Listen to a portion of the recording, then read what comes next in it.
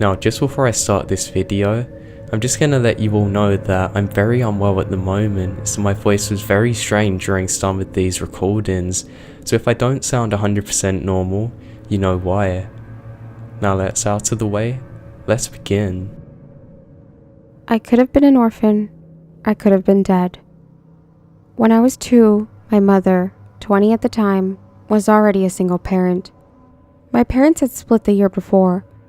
At the time, we lived with another student from the nursing program my mother was attending. The roommate, Emily, was very smart.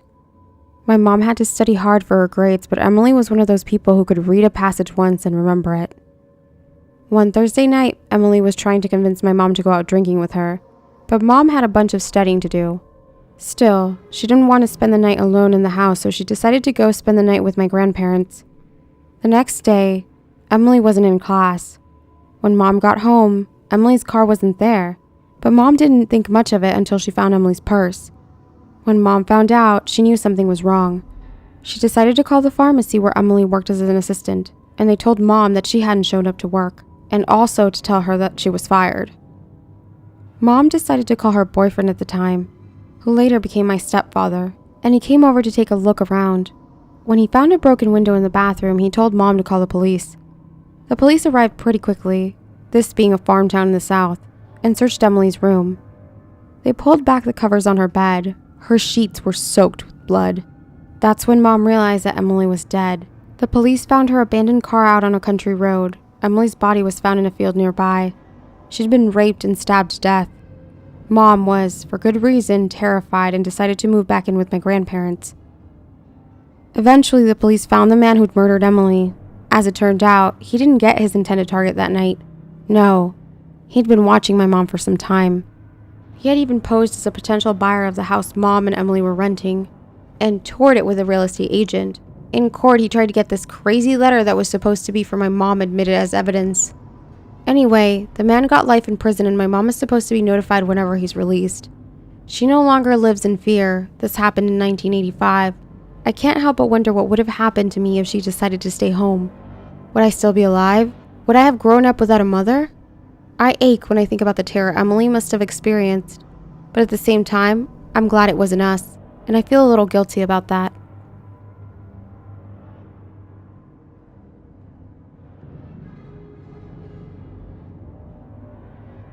Trust Your Overwhelming Gut Feelings by Lolly Dot. I am a female. This incident happened when I was in college. I was 20. I lived in a big city where I went to school, and I used my car more than public transport since I needed to transport a lot of materials back and forth from my apartment's campus. I was doing a sculpture major. So one weekend, I had been working late in the studio and decided to stop at a 24-hour drugstore chain on my drive home to pick up a few things. It was pretty late, probably about 2 AM, so there wasn't any other customers in the store, but there were 2 male cashiers around my age. After I'd been there about 3 minutes, a new customer entered the store. He was male, in his late 30s, kinda jittery looking. He noticed me and started following me around the store in a really obvious way. I was trying to ignore him and get my stuff and get out of there.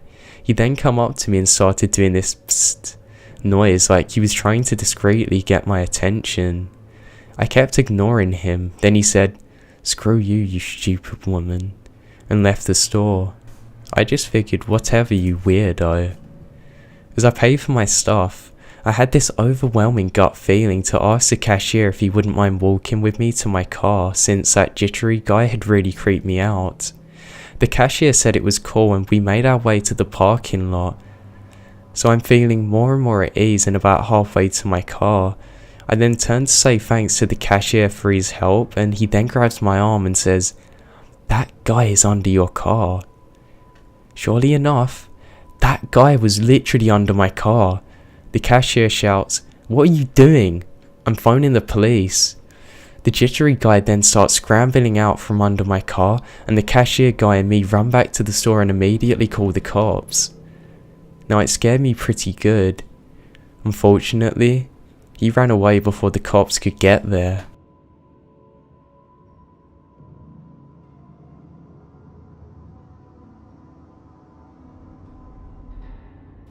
Can you call off your dogs? By Bayer. The summer that I turned 7, I had a best friend, Em, who lived in the middle of nowhere on a big plot of land. Her mother grew up in Germany, but moved to the US in her 20s. She bred German Shepherds. I spent quite a lot of time at their house as a child. Occasionally, Em's mum would leave us at the house alone while she ran errands. The protection for us was the 3 dogs that were guarding the fenced-in yard. We would usually just watch TV or play Barbies until she got back. So one day, we were outside playing in the yard. There was a car that driven very slowly past us. It suddenly sped up after passing the house. A little while later, Em's mum had gone to town to return some library books or something. She had also taken Em's little sister with her, so that meant that we were left at home. I'm not sure how long we were alone before the phone rang, but I answered, even though it wasn't my house, because Em was painfully shy as a child and she refused to talk to anybody but close friends and relatives on the phone. An unfamiliar man then answered and said, "Hello? I am the electrician your mum hired. I have to come inside. Can you call off your dogs please and chain them up?" I panicked a little because something about this man made me feel uneasy, and Em's mum hadn't said anything to us about coming to work on the house. Plus, this was before cell phones. How did he know about the dogs?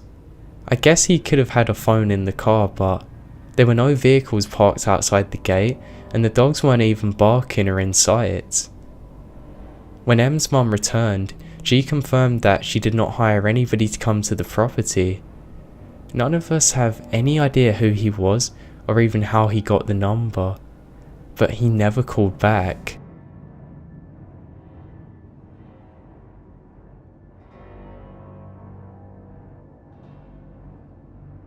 Scary Substitute, but definitely not an emu. I was in primary school, so about 10 years old. Anyway, this woman explains that our teacher is ill and that she's going to be covering for us. No big deal, it happens all the time and we just crack on with our work. So then, for the next few hours she gets stranger and stranger. It starts off with her talking about God and how he can see us and that he starts talking to her. Then she starts babbling on about how hanging makes us purer. She then makes sure that all of us draw people being hanged. She then starts walking around gently squeezing our necks occasionally with both her hands. Some of us said that we needed the loo and went to tell the headmaster instead. He appeared a few minutes later and after trying to get her out of the classroom, actually ends up having to physically wrestle her to get her out. We were left alone for 3 hours and nobody even moved. Later I was told by my mum that that teacher had a nervous breakdown.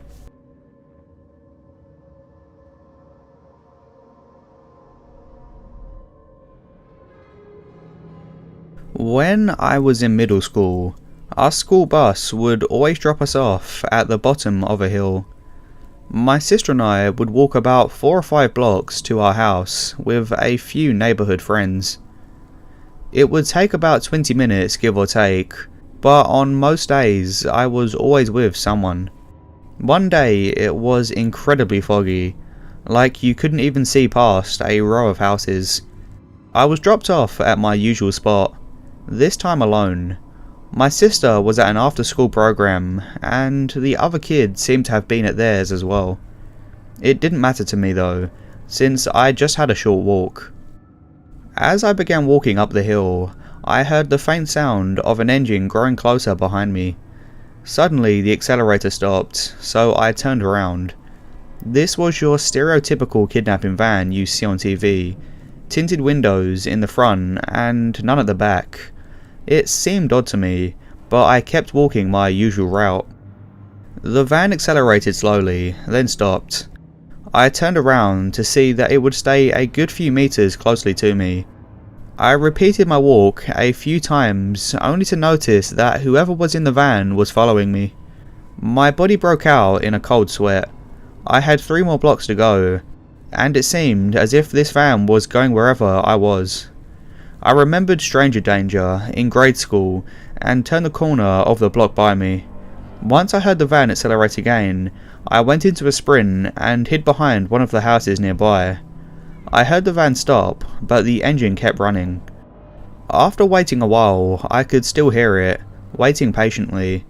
Terrified of being seen, I went through people's backyards until I reached my house. I still remember that moment today, and every so often it gives me chills thinking of what could have happened if I waited any longer. I felt like I was being examined and stalked, this person waiting to run out and grab me. Thankfully, I never saw that white van again, but I feel like I should have said something about it.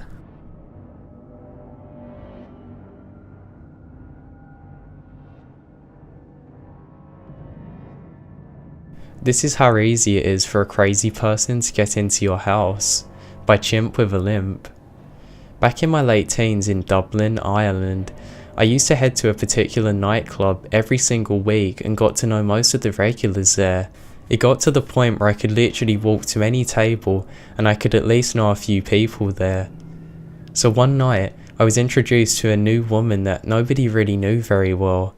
I said hello and made very short and polite conversation with her, and then things went about normal. I was dancing and drinking. Nothing much of note happened during my time in the nightclub.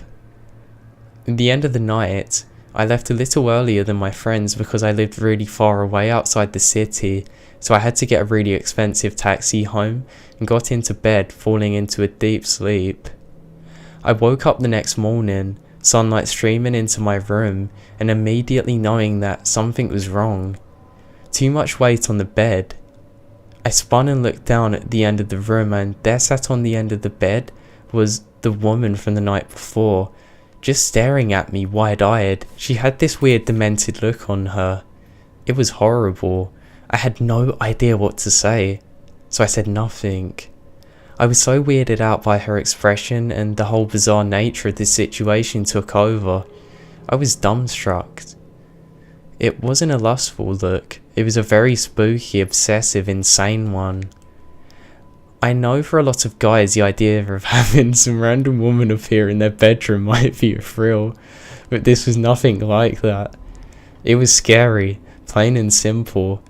I got up, got dressed, summoned a bit of courage and told her, "You're leaving now," and essentially marched her out of my house, telling her that the buses leave from the end of the road every half hour. She then left without saying a word. From talking to friends and family, I pieced together what happened. After I left that nightclub, she had tried to catch up with me, but instead lost me. She went back, asked around until somebody told her the rough area I lived in, and she then got a taxi. She then knocked on some random doors, waking up neighbours, and eventually one told her where I lived. She then lied to my sister, saying that I was expecting her to come in. From there, she got to my room and sat there for God knows how long, silently watching me. As it turns out, nobody from the club actually knew who she was.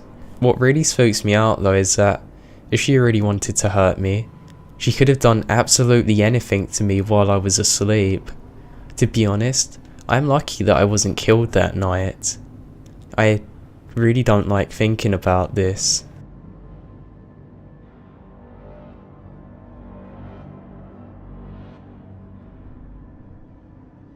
When I was 12, a man came to the door selling candy at 10 o'clock at night by Uncle Woody.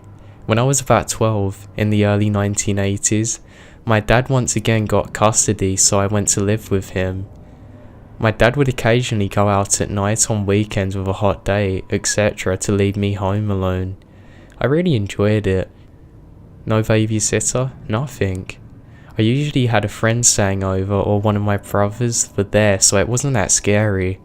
One time though, I was home alone, and it got real scary. I also enjoyed being home alone on the weekend evenings because it gave me time to catch up with all of the latest R-rated movies, which my dad would otherwise not allow me to watch, of course.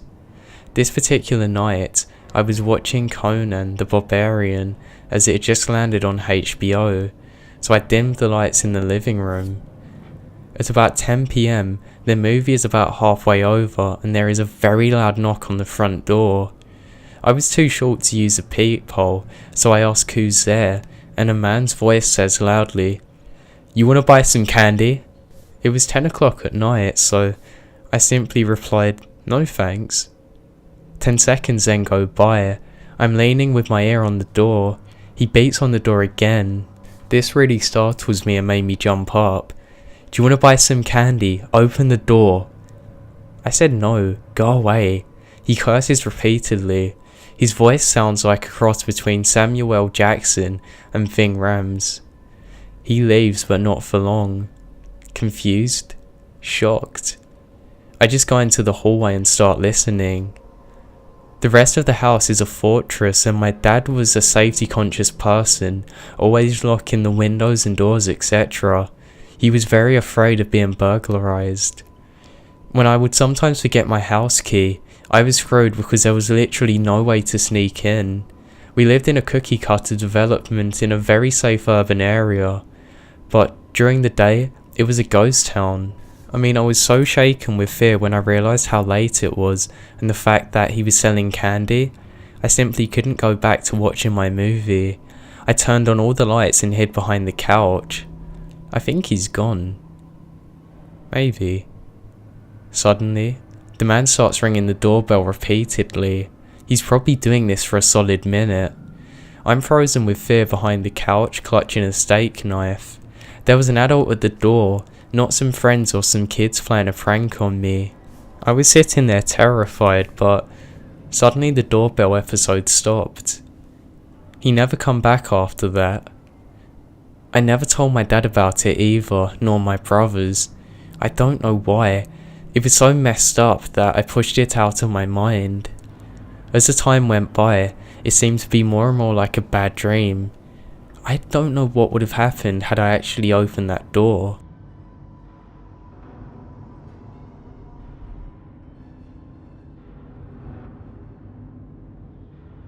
The Gambler by Bulldog76. I'm a blackjack dealer at a tribal casino in Oklahoma. I've been put here as a dealer for the last 13 years. In this time, I've seen some pretty scary people, but nobody stands out more than this guy.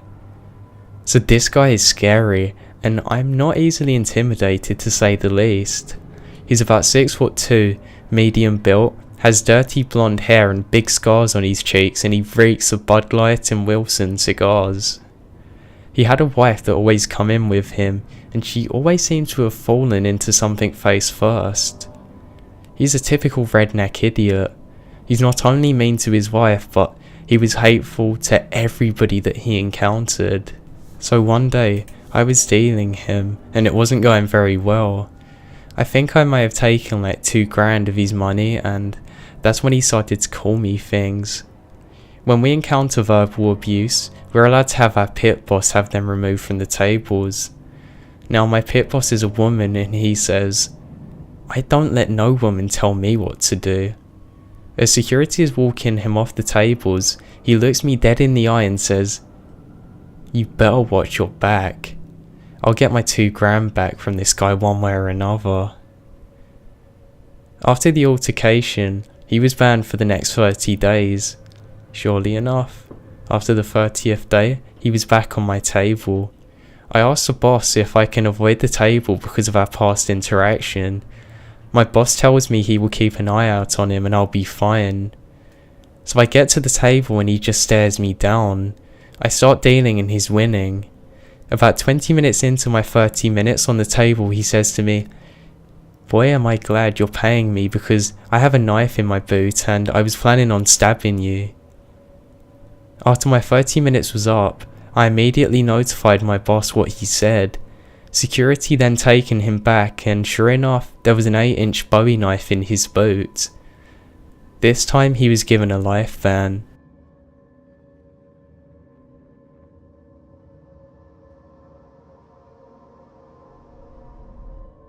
Creepy, psychotic 90s phone calls and the police's ridiculous answer by Braju LA 123. This happened in the early 90s in Uruguay. My mum started receiving calls as soon as my dad left on a business trip to Spain. The calls usually started at around 11 PM. At first it was heavy breathing and mumbling. Eventually, a muffled voice would say her name and hang up. Things got weird when the calls started to involve my older sister, who back then was 10 or 11. They were saying that they were going to wait for her to get out of school and to beat her up.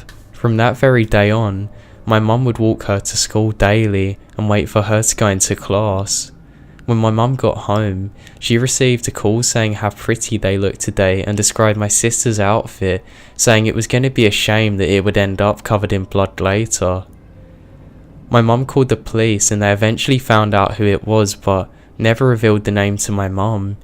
They said they couldn't reveal the name of the stalker to avoid retaliation. They assured her that everything was under control and that this person would stop bothering us. We never found out who it was, even to this day.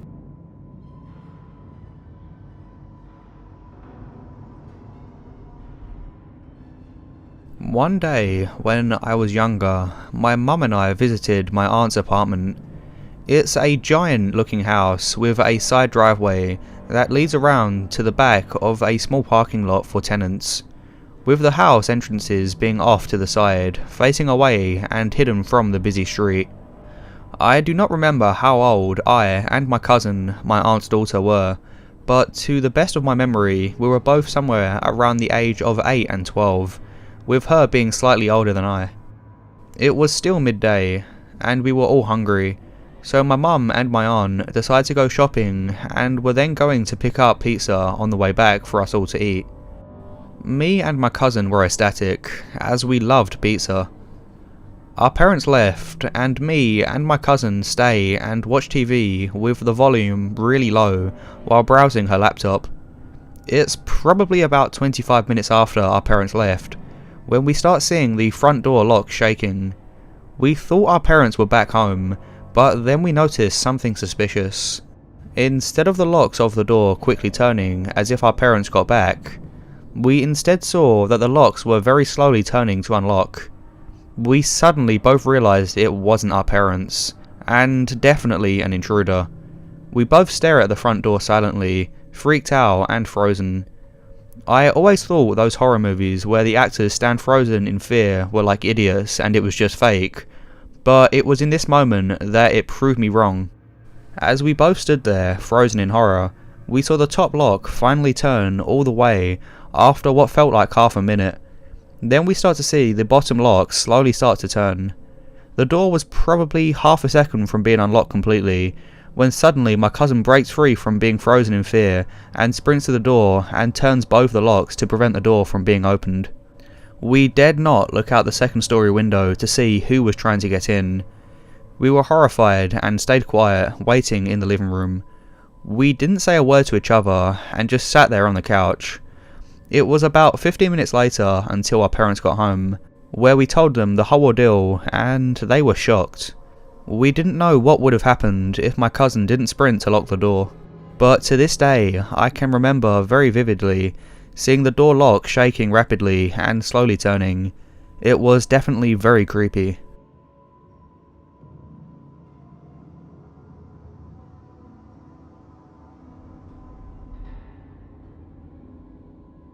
Why I Dislike Going to the Pier by Sia Rivi. I'm nervous about posting this, as I have had a couple of creepy encounters, mostly in my late teen years. But the first one I remembered happened when I was 7. I was staying at my grandma's beach house for the summer. It wasn't unusual for me to be out, as my curfew at the time was when the streetlights came on, and it was relatively posh in Southern California where I lived, so I wasn't worried about strangers. I was a kid that had grown up pretty fast. As an only child, it was left to me to entertain myself. So this one afternoon in the late 80s, I was riding my bike up and down the sidewalk. Our beach house was a few blocks down from the pier, and there were always interesting things going on at the pier, which had a lot of shops and things to look at and just drool over. If I was lucky, some shopkeeper would normally give me a seashell or an ice cream or something fun. So I parked my bike an old banana seat style bike with no gears or anything. So then I just simply began walking. I was walking in and out of some shops, but I then realised that I was being followed. The person following me was a really attractive young guy. He looked to be around 17, and while I was raised to respect people older than me, especially decent looking ones, it started to bother me. Now normally, I wouldn't really pay any attention, but he made my skin crawl. The way he kept looking at me, it gave me goosebumps. I then wandered into a store and went back out, hiding behind some crates and watched to see if he would follow. He did, but on his way, he tripped over some boxes. At this point, he saw me hiding and realised that I knew he was watching me, and he started to chase me. I ran into a crowd of people. He just kept on watching me, running hard after me. I heard him telling folks that I was his little sister and to move out of the way so he could take me home. He kept on shouting, people kept on looking, and I was terrified. At this time, I blurt out that I have no idea who this guy is. I ran through a group of people, losing him for a moment, and then running into a shop and hid behind a counter. I think the sales clerk knew I was scared, because the moment the bells clanged to show that somebody had come in the door, I started to shiver and shake my head no. The store clerk guy then told him that he hadn't seen his sister, and he then escorted me out the back. I then immediately went home, but I didn't tell anyone. I was afraid that I'd be in trouble for the fact that he followed me. I remember I hid for hours, eventually falling asleep. Later that night, the news came on, and my grandma would often let me stay up to watch it with him.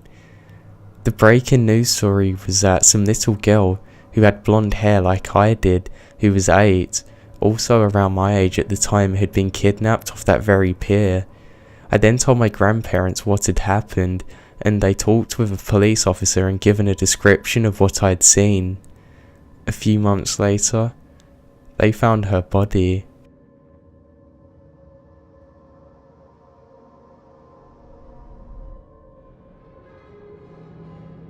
He Shushed Them by Mutter Mag.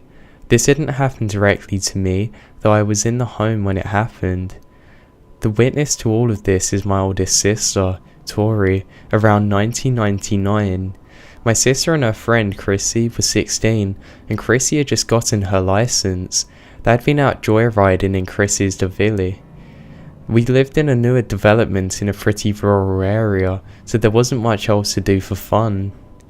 When they got back to our neighbourhood, it was already dark. Chrissy lived about a block away, and so she was going to do a trip to drop Tori off before heading home.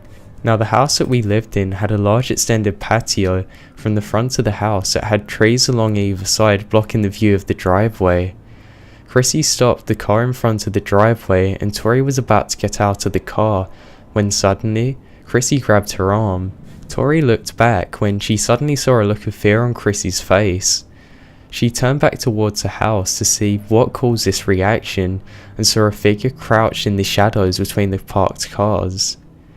Looking back at them was this man in all black. He wore a black long sleeve shirt, black pants, and most frighteningly, a black ski mask. He was also completely barefoot. He made eye contact with the girls. He raised his finger to his lips and gestured to them to be quiet. Tori then slammed the door shut and they raced to Chrissy's house, where her father called the police and my father. Unfortunately, no trace of this man was ever found. What really frightens me about this occurrence is that my parents, myself, and my younger sister were all at home at the time. I don't know if this guy had any weapons, or if he had moved along when he realised the house was occupied. I'm just glad that my sister came to the house when she did.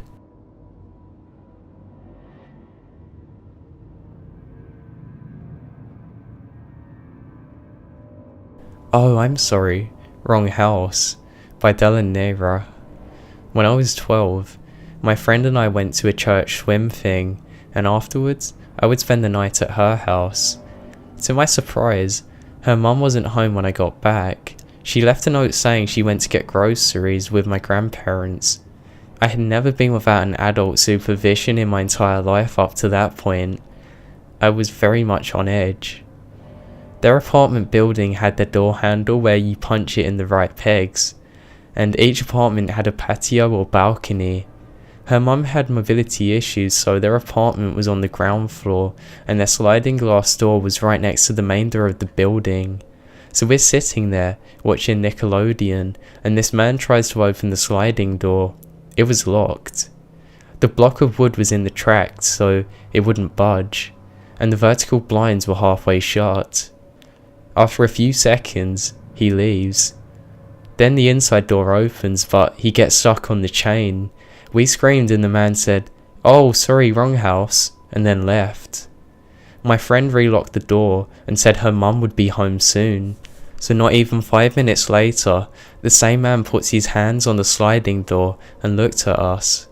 He made eye contact with me, smiled, and then started pulling on the handle. "Let me in, I need to talk to you."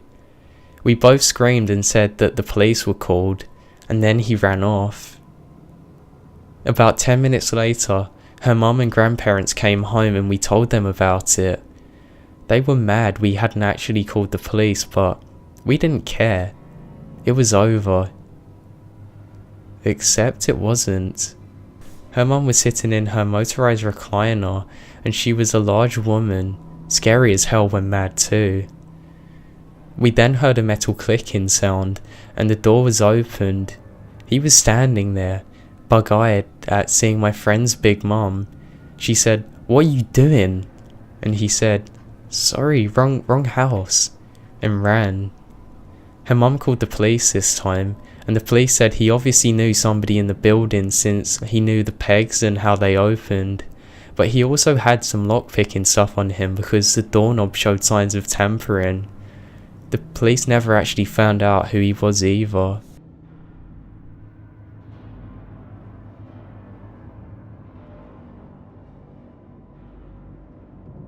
Always Trust Your Dog by Burn Phoenix. I'll start by talking about my pup. Charlie is a 1-year-old English Shepherd, and since she moved out from my parents' house to live with me, she's had some very nervous tendencies. I know it's simply because we live on the first floor in an apartment complex, so there's always people outside. During the day, she's calm and fine, but as soon as it's getting dark, she gets edgy. She sits in the window and pushes the blinds aside so she can watch people milling around. She has spent so much time in this spot that she's actually chewed a hole in the blinds so she can sit more comfortably and stay on guard. Usually, I'm pretty annoyed when she gets aggressive. There's no need for her to walk around the house with her chest puffed up, and it's simply the neighbours coming home late. Tonight, however, this was different. I was hanging out on the couch with my back to the window. It's a large window, and due to our college budget, we don't have a curtain, just the aforementioned chewed blinds. Charlie was laying on the floor at my feet, intensely watching me munch on my popcorn. She suddenly stood up and started growling aggressively. I went to look at the window and noticed that there was a shadow walking outside. The neighbours were coming home as per usual. I tried to calm Chuck, rubbing her ears and reassuring her it was alright. She wasn't having it. She jumped on the back of the couch and her growling intensified. I told her to go and lie down in her kennel, and she suddenly walked off. I then stood quiet for a second trying to listen to the sound of her nosing open the kennel door, but I didn't hear it. I leant over to try and see where she was, and I found her pacing by my front doormat. Thinking maybe she needed to pee, I stood up, and she quickly looked at me pointedly and softly growled. She then turned around and ever so quietly started sniffing the door frame. She would sniff and suddenly snort while shaking her head. I crept over to the big window and tried to pull down the blinds so I could peer out. At my door, I saw a figure. Now it's almost midnight here, so it's dark as hell. This figure was large. I'm assuming it was a man, and they were just standing at the door. When I saw him, I flipped out. I started flicking the porch lights on and off, and the guy turned and jogged away. Needless to say, Chuck got all the treats and love that he deserved. He is now sleeping on my pillow with me tonight. I'm hoping that the creepy guy doesn't come back though.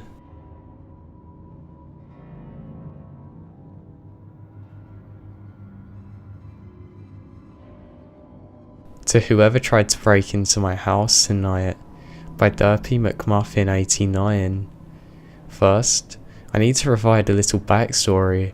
I recently moved in with my partner and we both have a dog each. My dog is my baby and my protector. She lets me know when somebody is on my property that she doesn't know.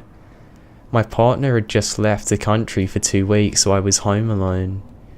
Though I was winding down from a long day of various appointments and about to sit down for a late dinner with a nice glass of wine, I'm in my nighties and getting comfy when there's a knock on my door. It's my neighbour. He seems very concerned. Him. I don't want to alarm you or anything, but I'm pretty sure I just saw somebody hop into your yard. You might just want to pop out there for a second and check on your dogs because they're not really this quiet often. It's pretty scary, to be honest. Me. Oh, okay. Thanks. I'm gonna go and check it out now. Cue me turning on the spotlight toward the backyard. I lit up the whole of it. And I don't see anyone, but my dog is very agitated and she's not responding to me calling her. I didn't actually go outside as I'm only a tiny woman and completely defenseless against an attacker, so I quickly close and lock all my doors and ring my mum in a panic. My mum then calls the police who come round very quickly to my place and investigate the backyard. No one was there, but there were signs that somebody was. They were either cutting through my backyard to get to another house or they were waiting there scoping it out. I was very freaked out. Now all was well until the police went to leave through the side gate. The officers opened the gate and my dog, who knows not to go near it when it's open and doesn't usually run away, bolts past the officers and onto the road. She wasn't responding to my calling and she was spooked out. It was completely out of character for her. I live on a main road and the moment she ran onto the road, she got hit by a car going at around 60 kilometers per hour. Cue much panic and crying and rushing to get her to a vet. Thankfully, she's okay. But where on earth was my dog running to? What spooked her out so much?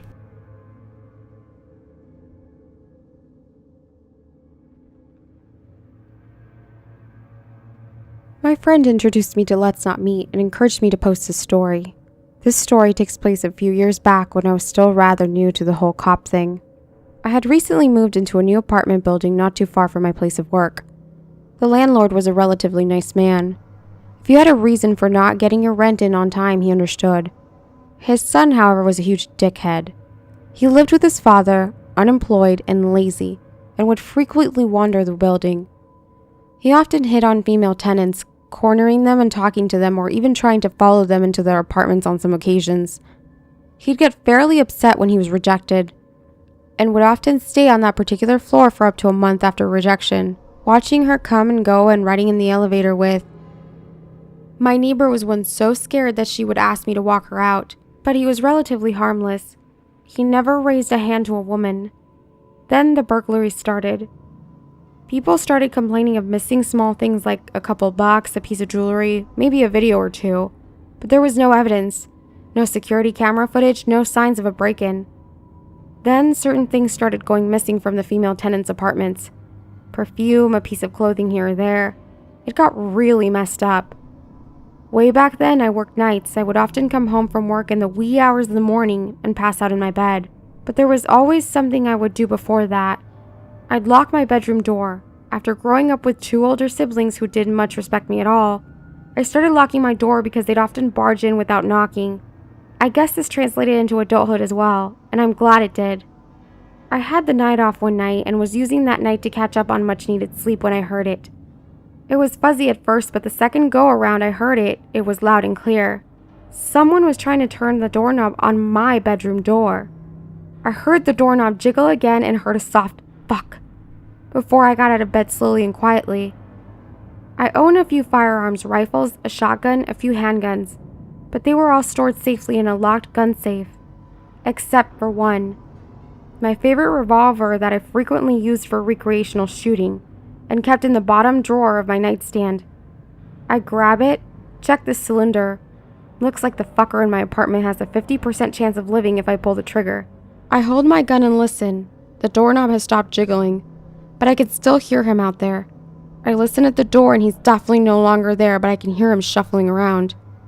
I ease the door open a crack and look out. He's crouching down observing my video games. I silently creep out of my room and behind him, but far away enough so that I won't get fucked up if he happens to have a weapon. I silently creep out of my room and behind him, but far away enough so that I won't get fucked up if he happens to have a weapon. I tell him to stand up with his hands up. He freezes but does what I tell him to. There's a small pocket knife in his hand. I tell him to put it down and turn towards me with his hands up. He does. And what do you know? It's the landlord's son. He sees my gun and the look on his face is pure terror. I tell him to move away from the knife. He does. I go to pick up the phone, not looking away from him as I dial the number. You don't have to call the... I glare at him and tell him he was stupid enough to break into a cop's house, effectively telling him to shut the fuck up without saying anything. He listens and I finish calling the police. As the cops haul him out, the landlord is looking at him with such disappointment, and it honestly hurt a little. He promises a few months free rent and a few other things, but after that ends, I leave that apartment. I often think about what would have happened if I hadn't locked the door.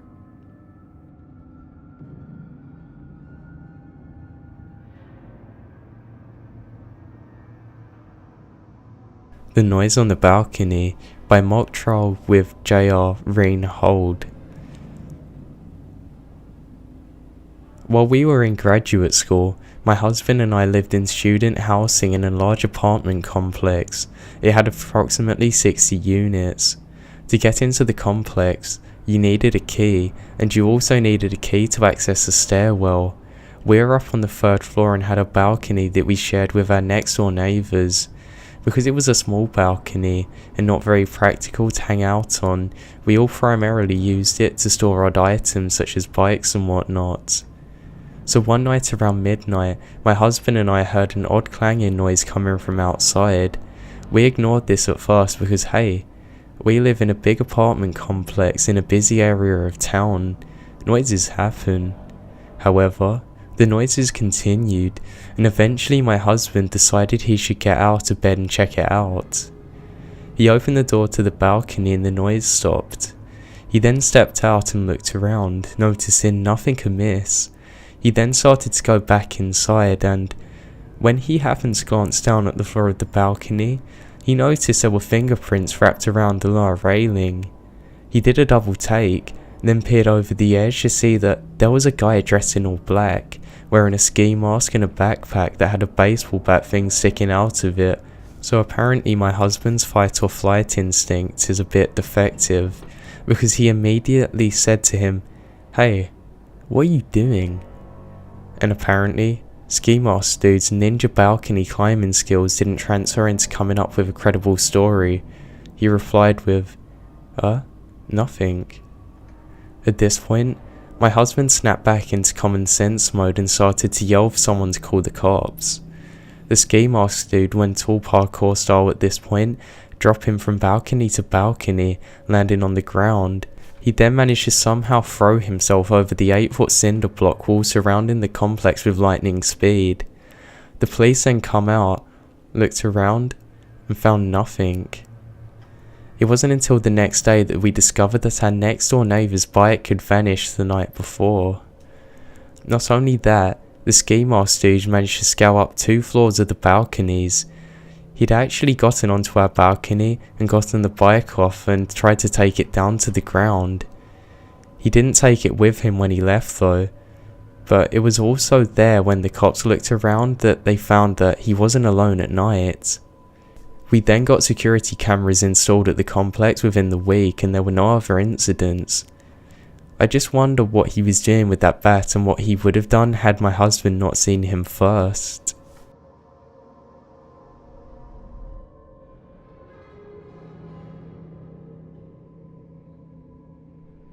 I didn't realise how scary this was until years later, by Lady Kitten Farts. In college, I lived with my mum and aunt. We had a house on a hill in the woods. You had to drive up to get to the garage and front yard sloped down to the left that exposed all floors of a pretty turret on the side of the house. To get to the front door, you had to step onto a wooden walkway that followed along the whole left side of the garage. There was about 4 feet between the bottom of the sidewalk and the ground underneath. I got home late one night and saw my aunt's light was still on. She was a night owl like I am.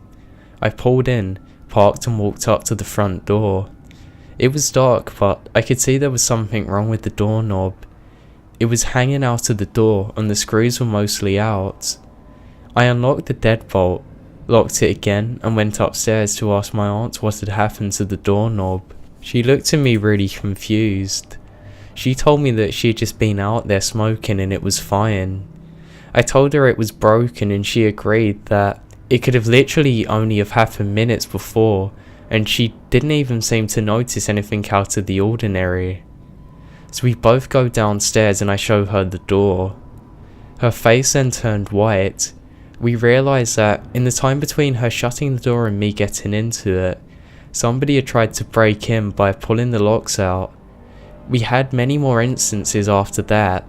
Somebody was stalking us, but we never found out who it was. What was really scary though was the realisation that the only place that they would have been able to hide was under the walkway that I went up to go and talk to my aunt. They were probably just waiting there under me.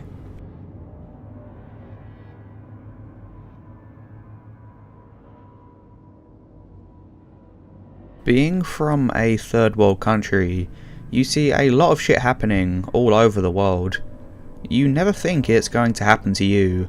After all, you're careful, you know better, you mind your own business, and everything is going to be 5 by 5. My mum is one of the strongest women I know. She's one of 15 siblings, which I think toughened her up and made her a woman of strong morals and a no-nonsense attitude. She is one of the oldest of her siblings, so she has that nurturing mama bear thing down. She'll take crap from no one, and when confronted with fight or flight, she'll fight every single time. Like the one time my mum was picking up my sisters from kindergarten, and some arsehole tried to snatch her purse. She took notice of him walking towards her with no good intentions, and she told my sisters to hold on to her skirt, and when the man made his move, she pressed her thumbs up against the man's eyes and scratched him wherever she could reach him. She's gotten mellower now, in her later life, but for me, she is still the epitome of love and strength. This is a story of how I almost lost my mum to road rage. I was 10, it was a Sunday, and I had gone to the swimming pool with my friends. My dad was supposed to pick me up at around 5 PM. By 7 PM I was fuming, angry, and decided to walk back to my house. It's probably a 20-minute walk. I got home and was mad, and my sisters were scolding me because it was dark and it was dangerous for a 10-year-old to be walking home on his own, and that dad had gone to pick me up like 5 minutes ago. I didn't care, I was pissed off, and I just walked into my parents' room to give my mum a piece of my mind because I couldn't tell dad off, and I found her sobbing and in distress. I was asking her what was going on.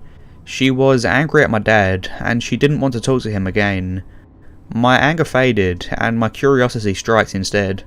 Turns out at around 4:30 PM, when my dad was going to pick me up, he was coming back from his farm and some dude cut him off, and my dad, who unfortunately had some road rage, honked his horn, pulled down the window on my mum's side and yelled at him. The dude in the other car lowered his window, pulled a gun out and started shooting at my dad's car. My dad hit the brakes and let the other car pull further away. They stopped and got out the car to catch their breath, and that's when my mum saw a hole in the space between the passenger front door and the passenger back door. A bullet nearly missed my mum's head and she was hysterical. They got home and my mum broke down and my dad had to calm her down, thus he was pretty late for picking me up. It's probably not as scary as some of the other stuff people post here, but the thought that I may have lost my mum at the age of 10 scared me shitless. It's been 20 years since that day, and sometimes it randomly pops into my head, and I have to talk myself off the ledge when I wonder, what if?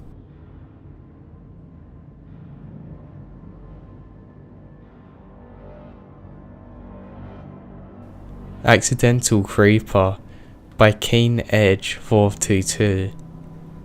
At 6'4", 400 pounds, hulking mass of a man. Alright.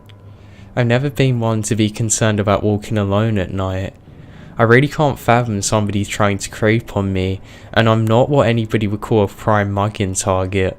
Because of this, I tend to not notice what would be more immediately apparent to others as a scary situation. Sometimes even when I'm making it scary. So in the winter, my work schedule means that it's dark by the time I leave to go home. I work on a college campus, and the parking deck I'm assigned to is about half a mile away from my office, and it's winter after all. So I huddle up in a hoodie and jacket, which are both black, because I'm fat and black is supposed to be slimming, as well as a pair of gloves. About halfway along the walk to my car, I sort of fall into fair distance behind a petite young woman heading in the same direction. Because I have a relatively long stride compared to hers, it doesn't take long for me to start closing the distance. Still, obviously to the picture I'm accidentally painting in her mind, I notice her looking over her shoulder a couple of times. I just give a smile and a little wave. Finally, after way too long, it occurs to me that, oh man, maybe it's weird for her to have somebody walking behind her at night. So my brilliant solution, yeah I know, was to speed up, because obviously once I pass her, she won't think I'm following her, right? Yeah, so that goes exactly how any rational person would imagine. As soon as she realises that I've sped up, she breaks into a full run down the sidewalk, across the street and right into the parking deck. The exact same parking deck where I'm parked. I feel bad that I clearly scared this girl, but I figured it's at a point, so I might as well continue to the deck and hope she's in the elevator. Unfortunately, what I didn't know was that she was also on the top floor and had opted to take the stairs, so the timing worked out so that I got out of the elevator about 15 feet behind her. She had spun around at the sound of the elevator and her face went white when I stepped out. She looked like she was about to scream. I just threw up my hands and said no wait, and clicked the button on my keyring to make my car chirp behind her. She then looked behind at my all lit up car and started laughing.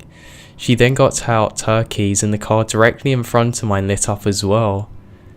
On the small handful of cars that were on that level, as were next to each other. I apologise for having scared her so much and we had a good laugh, but I'm pretty sure I aged her a few years in that night. She still did insist that I leave first, and I was happy to see her turn the opposite direction before leaving the deck. Nowadays, I try and remember how I look and that I might easily scare someone. I'm just thankful that she didn't have any pepper spray.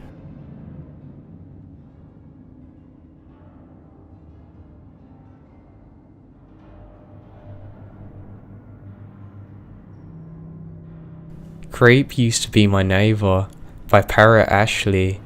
When me and my husband first moved out on our own, we had this neighbour we would sometimes see outside and would talk to. We even went to the local pool hall and played pool with him. One day, we were hanging out at his house and we were sitting outside.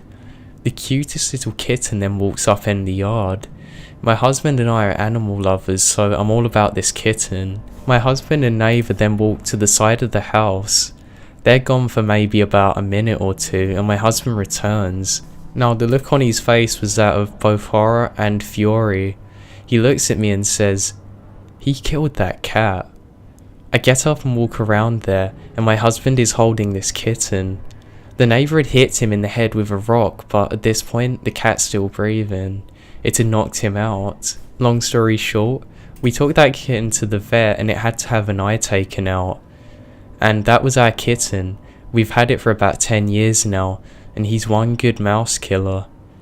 We found out a few years later that this neighbour had been out of town for work and was rooming with a co-worker. He later went on to stab his roommate to death and return back to his home here. It's scary to believe somebody like this lived right beside us and had actually been in our house before.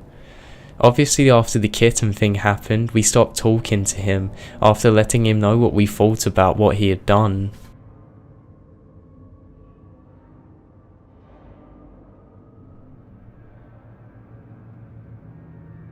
Okay, so a little bit of backstory. I'm a 19-year-old male, was about 10 when this took place. I spent a large part of my childhood living in a town called Renfrew, Ontario, Canada, with my mom and her fiancé at the time. It was a pretty average-sized town, calm, peaceful, and a relatively nice place. We lived in a house on a street that I believe was called Stewart Street. Life was pretty normal for the most part. Our driveway and our neighbor's driveway were both connected, so we had to park beside each other, and both houses were pretty close to each other. I never saw much of my neighbor other than the occasional time that he wasn't in his backyard, probably tending to his garden. He was a middle-aged man, about 40 or 50, and he never said hello or acknowledged me or my family when we looked at him or even walked past him in the driveway. Everything continued as normal as ever, until one night when I headed into my room to go to bed. My room had one window, and it faced out towards the driveway. I had blinds, but they were always slightly open so that I could see through the open gaps. On this night, as I lay in bed, I could hear crunching in the gravel on the driveway. I never thought anything of it and assumed it was probably my mom's fiancé outside doing something. But no, I was very wrong. I turned over in my bed to face my window, and as my eyes slowly adjusted in the dark, I could see through the gaps of the blinds, and there was a pale face looking through my window, staring directly at me. I made eye contact and I couldn't look away. I was so horrified that I almost wet the bed.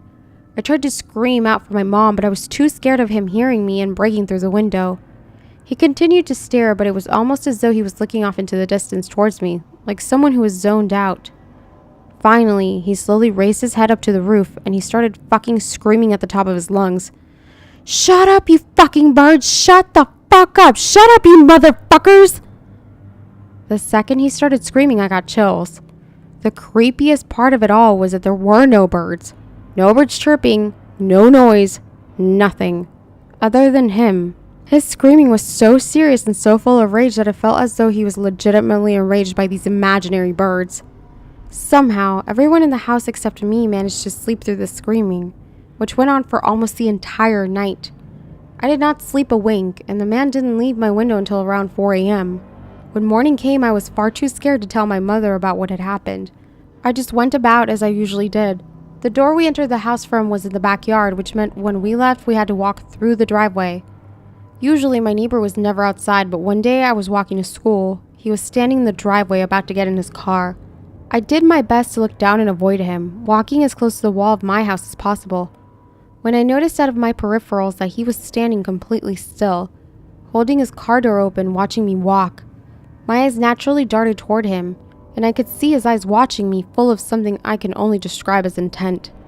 His nighttime screaming continued, always telling the fucking birds to shut up, occurring about every other night. On the nights that he didn't show up, I had chronic nightmares about him opening my window, and my grades started to suffer.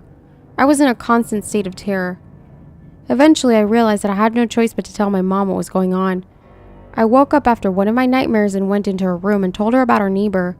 She attempted to assure me that I was imagining it and that I was only dreaming. The rest of the story is from what my mom told me years later when I was much older, because I was too young to hear about it. After I told my mother about what was happening, she and her fiancé decided they should closely pay attention to our neighbor. One night they were having a few drinks and playing frisbee in the backyard. My mom threw the frisbee and it landed on the grass in our neighbor's yard. Mom walked right on over into the yard, there was no fence separating us, and picked up the frisbee. It landed quite close to the neighbor's window. She bent down to pick it up, and as she stood back up, she caught a glimpse in the window, into the kitchen of the house. The entire kitchen counter was covered in porn magazines. Sex toys were strewn about. My mom and her fiancé started freaking out, assuming he was a pedophile or something, and they marched straight to his door and started banging on it. The door had a window and they could see the neighbor through it in the hallway, but he looked different somehow. He turned around, shocked by the loud banging, and revealed a face covered in makeup, bright red lipstick, mascara, women's clothes, etc. This man was a cross-dresser. Normally it wouldn't be such a big deal, but there was clearly something wrong with this man. Every alarm was going off, and my mom felt as though he may have someone in the basement or something. He ran away and then came back and answered the door a few minutes later, face washed and regular clothes on. My mom and her fiance flipped out on him and asking him why he was screaming at my window, what was with all the porn, etc. I was never told what he replied to all of this. My mom called the cops and they ended up coming and searching his house. Inside, they found tons of child porn. I have an idea of what that man wanted with me, but I have no idea what he was on about with the birds. Clearly, he had some sort of mental condition. All I can really say is that I am so fucking glad I don't live there anymore. I have a few more stories of that town because it was full of creeps for some reason, but those are for another day. Just writing this down to document. A sheriff pulled me over 2 nights ago, noting that he knows my apartment complex well. Tonight he was parked there and followed me, by mind your busyness. He pulled me over for my headlight being out. I was nervous and shaking but didn't do anything wrong. I wasn't looking for trouble. When he asked, I mentioned that I was heading to a party. He seemed nice enough and gave me some advice and also made note that I lived in a Pacific apartment complex. I didn't think anything out of the ordinary. Tonight, I noticed a sheriff parked by our leasing office and I passed him as I drove round to my entrance. I have to park further away because some of the spots are filled up and he ends up driving past me on the side of the road I was parked on. As I'm carrying groceries towards my complex, he drives by again slowly. I stopped walking as I lost sight of him behind some cars and it sounded like he stopped accelerating in order to see me walk towards my apartment. Either way, he knows which building I'm in now and it was truly him following me. He also has access to all of my personal information. God knows what he wants or what he's intending to do. I just hope it doesn't get worse after tonight.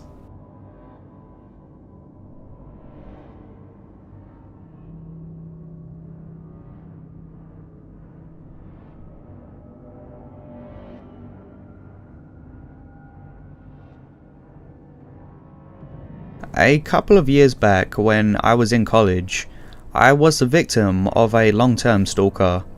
This is a pretty long story and really builds on itself. I have cut it down to be a bit more coherent, but I have not changed any facts.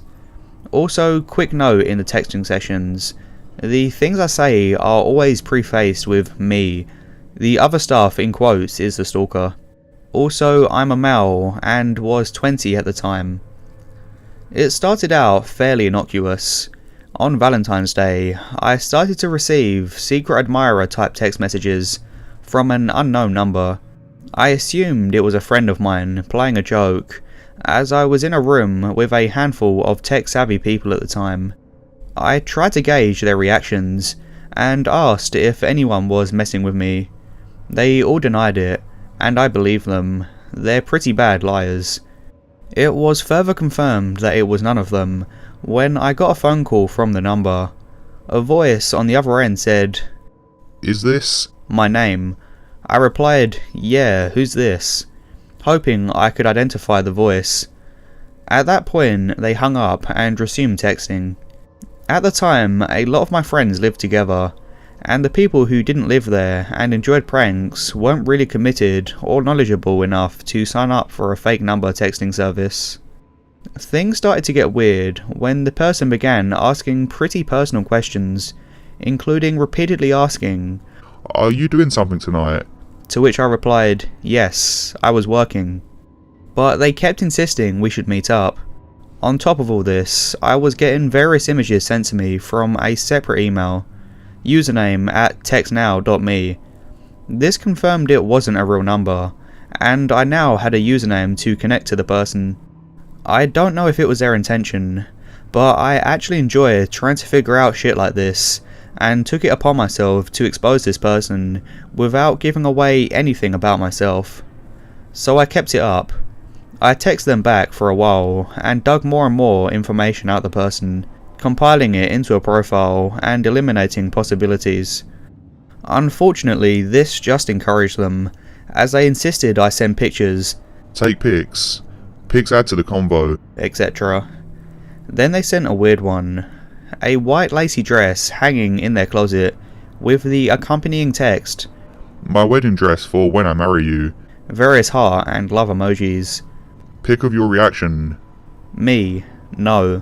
Why not, please?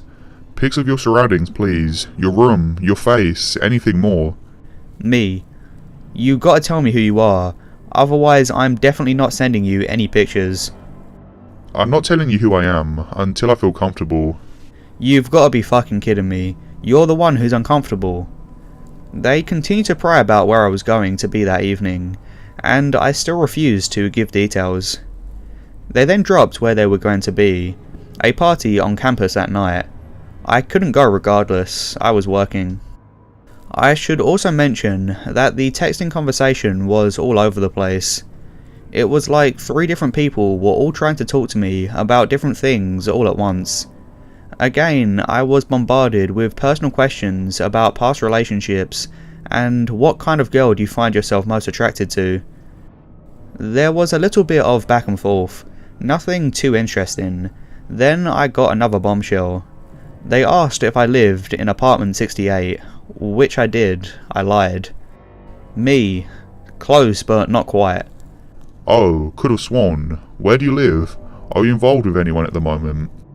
I recognised the style of apartment they were in, based on a picture from earlier, so I decided to throw a curveball. You live in this complex, right? What? How'd you know? Me. I recognised your door. All the shitty apartments had the same colour door frame, which was visible in the edge of a picture they sent me. The conversation kind of fizzled out here. I didn't go to that party, and I didn't get any more texts. Among the pictures they sent me were some screenshots of my Facebook, photos of their bed, a pipe, some posters, pretty boring stuff. So that was February. Fast forward to October, the following school year. I was a senior and busy as fuck. One evening I got a text from an unknown number. This is... My full name. I played dumb, pretending like I wasn't freaking out. After many months, this person was contacting me again, and I still hadn't figured out who it was. These questions were instantly more personal, and really weirded me out. Don't ruin the fun. Not knowing who I am is part of the mystery. I won't tell you who I am, not now. Too much to lose. I don't want you to know. Not because I'm being cruel, it's just better if you don't know. Me. That doesn't make sense. Trust me, you don't want to know. You're better off not knowing, trust me. Me. Okay, whatever. Why are you texting me again? Are you mad at me? I just have no one to talk to. Does my personhood really matter? Can we talk about something else? Me. Like what?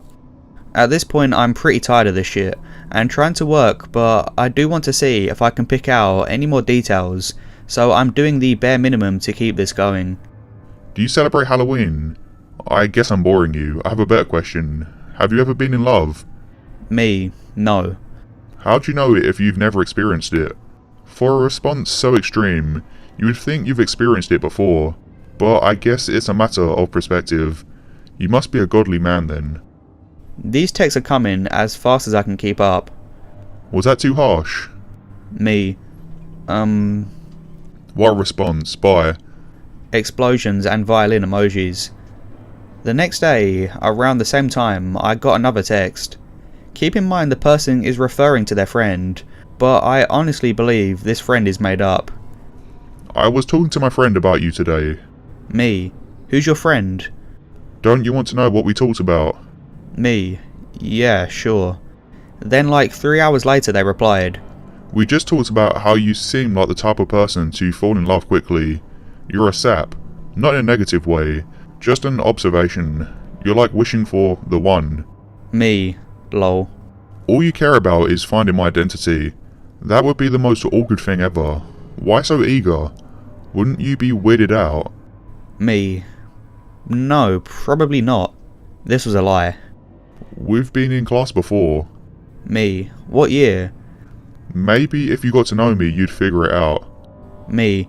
Okay, tell me about yourself. Hey, why didn't you comment about the observation my friend and I made? Say how you feel. Me. What does that even mean? Say how you feel. This makes me uncomfortable. You never ask me any questions.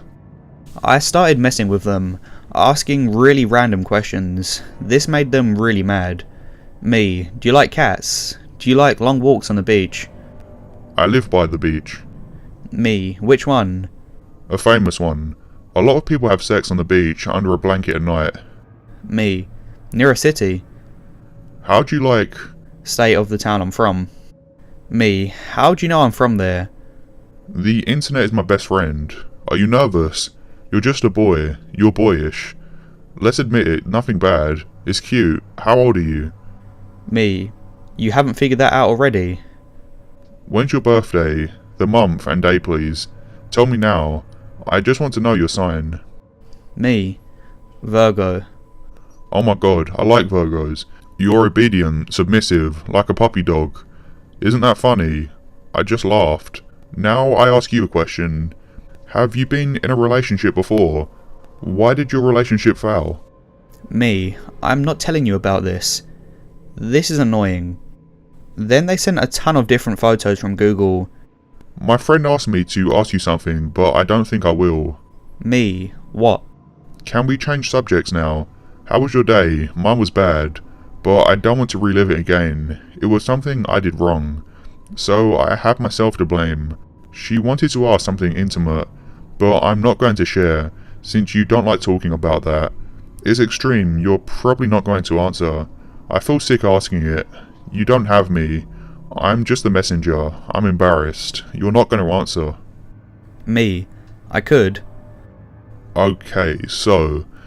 we really want to know if you're a virgin or not.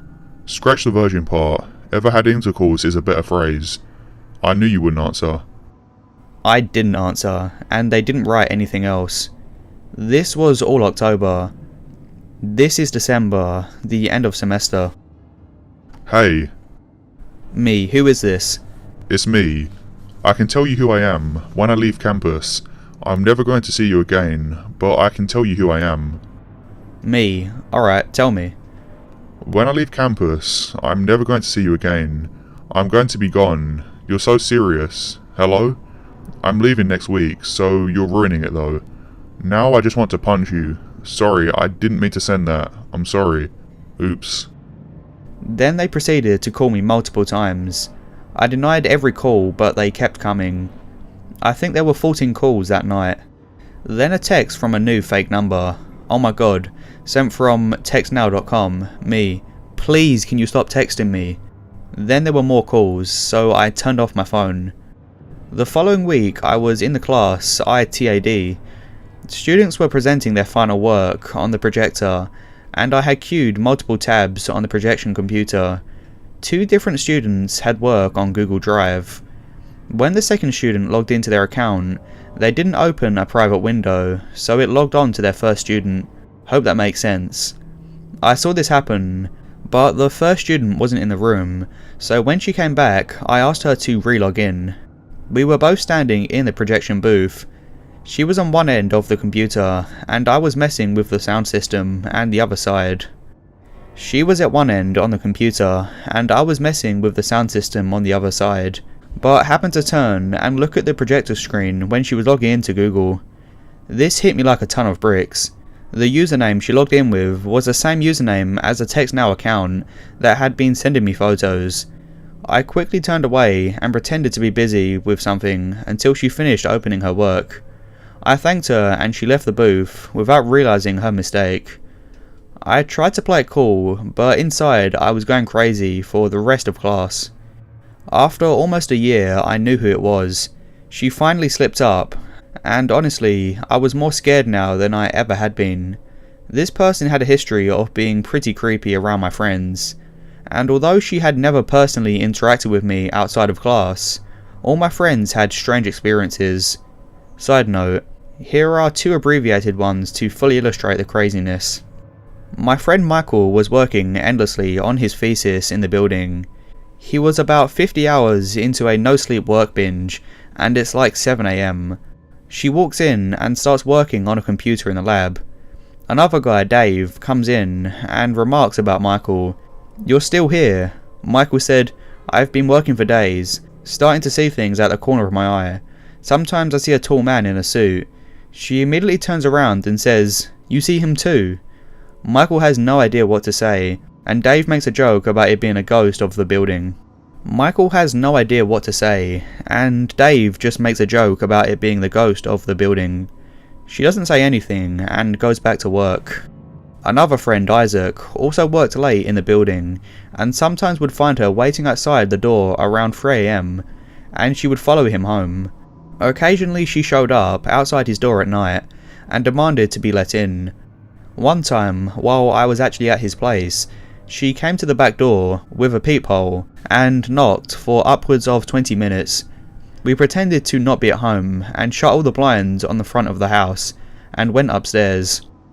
There's plenty more to tell about their interactions, including one where she attacked him at a party, but that's delving way into another story. So the point being, she kind of had a reputation in our friend group, and we generally tried to keep our distance. I had always assumed I was immune. Sorry to say, there's really no conclusion to the story. Someone advised me to file a complaint with the school and try and get a restraining order or something. I figured if we all talked to someone and explained our experiences, we could at least keep her from showing up at our front door. I had a meeting with a counsellor who seemed to really care and offered to look into it. A couple of weeks later, emailed me saying, "This student is going to be abroad next semester, so we're not going to do anything." I insisted that at least something temporary be put in place, and that although I was graduating at the end of the year, Isaac would be returning for one more year. Michael had graduated the year before me. They didn't do anything, but what did I expect? This school is pretty notorious for not giving a shit. I didn't run into her again, she hasn't texted me, and Isaac ended up taking a year off. So for the time being, this is where the story ends. I do have screenshots and all the photos, but I'm hesitant to share them in the interest of anonymity. Thanks for understanding. Hello everyone. Today's guest narrator is the lovely Margbot. She has a very good channel and uploads very good content. I think she has a very good and nice narrating voice, so make sure you go and check out her channel and subscribe to her content. You won't regret it. The link's in the description to this. So thank you, Margbot. I really appreciated you working on this video. You did a really good job on the narrations, so thank you. I'm likely to work with Margbot again in the future, so make sure you watch out for that. I also featured on an interview on Margbot's channel. These are always really interesting and very entertaining, so I really strongly recommend you go and check them out. She always does a really good job on them. Now personally, I think that mine's like watching paint dry. So if you are watching paint dry and want something nice to go with it, why not give my interview a listen? But no, being serious, I think that my interview was very interesting and I really enjoyed doing it.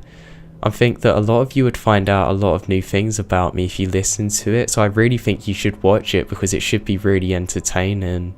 So I'm going to try and figure out the new YouTube annotation system and put a link on screen. So you might as well go and look in the links because there's no way I'm going to be able to figure it out. But I'm going to try. So thank you all for watching again, and thank you Margbot. I'm going to go and try and get well now, so thank you all. Have a nice day.